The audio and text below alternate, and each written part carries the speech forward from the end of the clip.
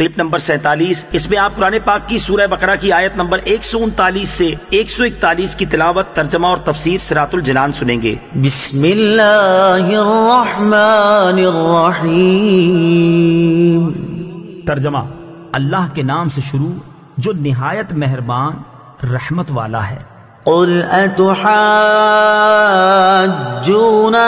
فی اللہ وهو ربنا وربکم ولنا اعمالنا ولکم اعمالکم ونحن له مخلصون۔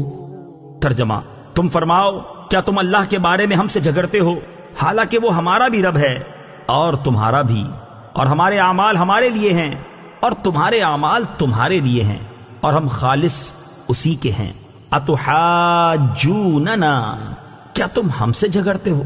تفسیر صراط الجنان میں ہے، یہودیوں نے مسلمانوں سے کہا کہ ہم پہلی کتاب والے ہیں، ہمارا قبلہ پرانا ہے، ہمارا دین قدیم ہے، انبیاء کرام علیہ السلام ہم میں سے ہوئے ہیں، لہٰذا اگر محمد مصطفیٰ صلی اللہ تعالی علیہ وآلہ وسلم نبی ہوتے تو ہم میں سے ہی ہوتے۔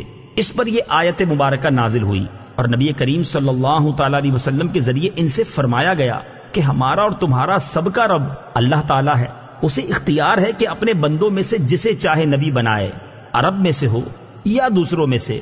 وَنَحْنُ لَهُ مُخْلِصُونَ، اور ہم خالص اسی کے ہیں۔ تفسیر صراط الجنان میں ہے، یعنی ہم کسی دوسرے کو اللہ تعالیٰ کے ساتھ شریک نہیں کرتے اور عبادت و طاعت خالص اسی کے لیے کرتے ہیں تو عزت کے مستحق ہیں۔ نیز خالص اللہ تعالیٰ کا وہی ہوتا ہے جو اس کے رسول صلی اللہ تعالی علیہ وسلم کا ہو جائے، اور جو رسول کا ہو گیا وہ اللہ تعالیٰ کا ہو گیا۔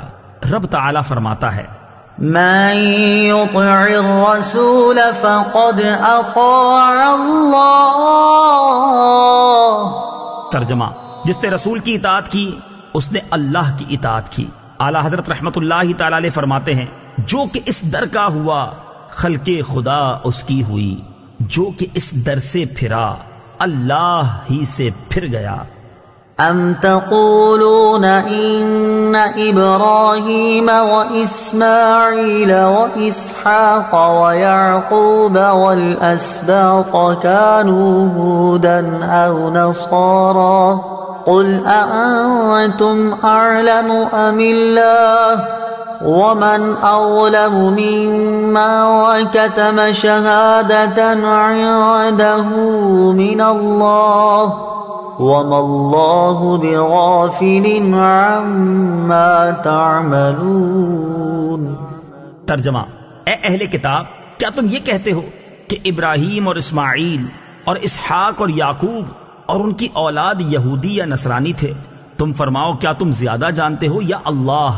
اور اس سے بڑھ کر ظالم کون جس کے پاس اللہ کی طرف سے کوئی گواہی ہو اور وہ اسے چھپائے، اور اللہ تمہارے اعمال سے بے خبر نہیں۔ ام تقولون، کیا تم کہتے ہو؟ تفسیر صراط الجنان میں ہے، یہودی کہتے تھے حضرت ابراہیم علیہ السلام یہودی تھے اور عیسائی کہتے تھے کہ عیسائی تھے۔ ان کی تردید میں آیت اتری کہ یہودیت و عیسائیت تو ان کے بعد دنیا میں آئیں، وہ کیسے اس دین پر ہوئے؟ ومن اظلم ممن، اور اس سے بڑھ کر ظالم کون؟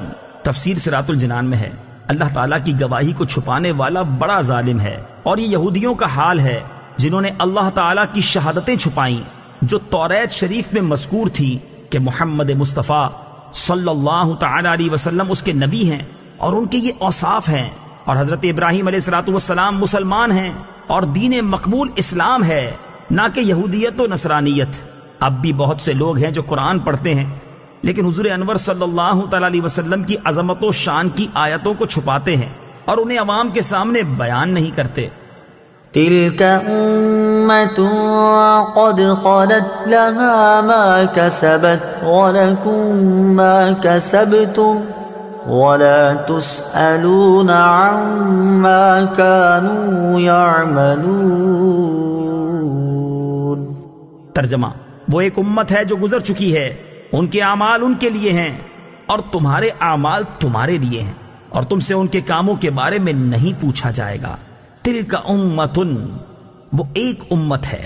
تفسیر صراط الجنان میں ہے، اس آیت میں یہودیوں کو ایک بار پھر تنبیہ کی گئی کہ تم اپنے اسلاف کی فضیلت پر بھروسہ نہ کرو کیونکہ ہر ایک سے اسی کے اعمال کی پوچھ گچھ کی جائے گی۔ اس میں ان مسلمانوں کے لیے بھی نصیحت ہے جو اپنے ماں باپ یا پیر و مرشد وغیرہ کے نیک اعمال پر بھروسہ کر کے خود نیکیوں سے دور اور گناہوں میں مصروف ہیں۔